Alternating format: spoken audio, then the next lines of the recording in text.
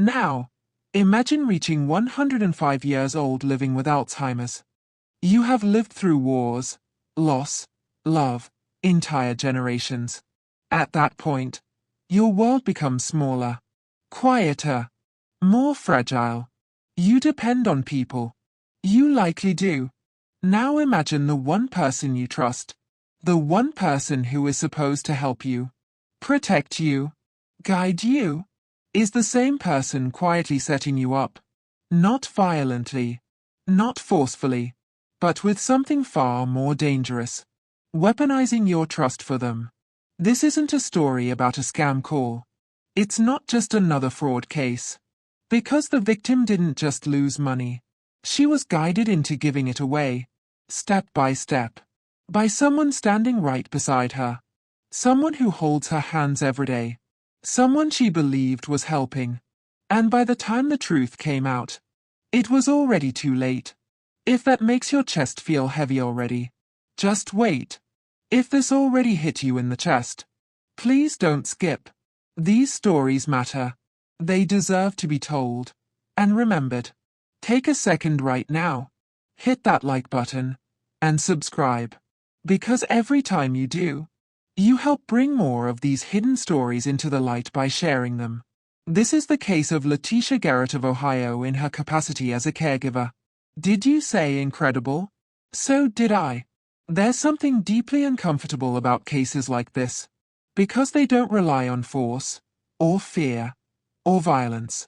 They rely on something much more human. A connection. Trust. Especially when it comes to the elderly. As people age, they don't just become physically weaker. They become more dependent on others for everyday life. For simple things. Phone calls. Bank visits. Even understanding what's happening around them. And that dependence creates a quiet vulnerability. Not everyone sees it. But some people do. And in this case, that vulnerability was seen, studied and then used against them. This isn't just about one woman. It's about a growing problem happening quietly in homes all over the world. And it raises a painful question. What happens when the person meant to care for you becomes the one who harms you? The victim in this case was 105 years old. She lived in a care facility. And like many people her age, she needed help. That help came in the form of a caregiver. Someone who visited her, helped her with daily tasks. Someone she saw regularly. Someone familiar. And familiarity creates comfort. Here's something important to understand. Trust doesn't happen all at once. It builds slowly. Through small interactions.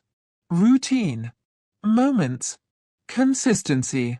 Think about it like this. If the same person helps you every day, talks to you kindly, guides you through simple decisions, you stop questioning them. You start relying on them. And eventually, you believe they have your best interests at heart. That's what happened here. The caregiver wasn't a stranger. She was part of the victim's routine, her environment, her sense of safety.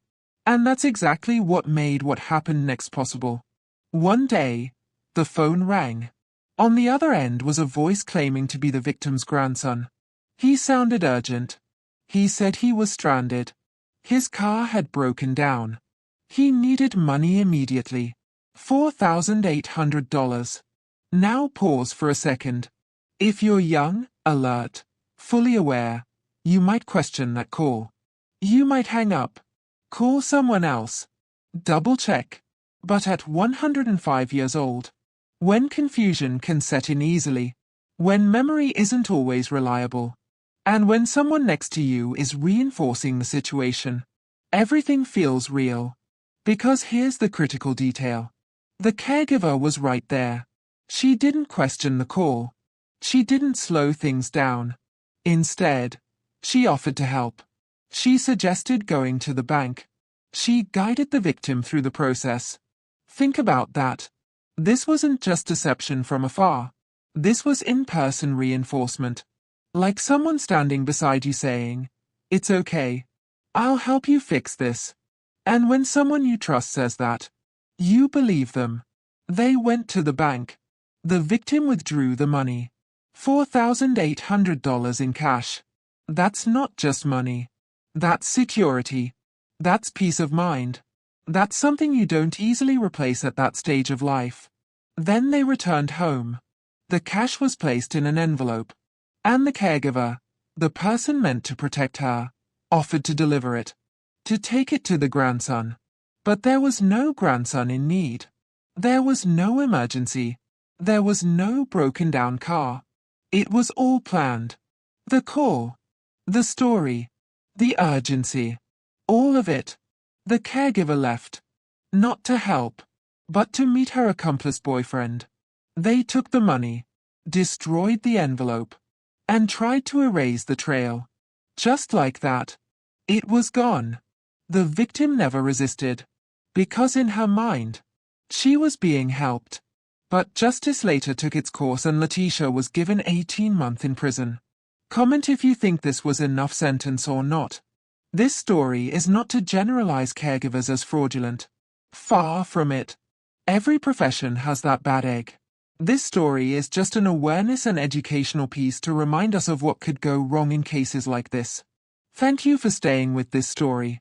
Cases like this are hard to hear, but they matter.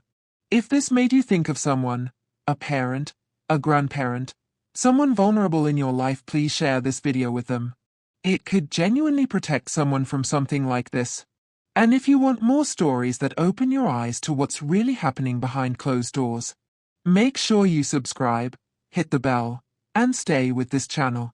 And when you're ready, watch my newest video waiting for you, because there's always another story the world almost missed.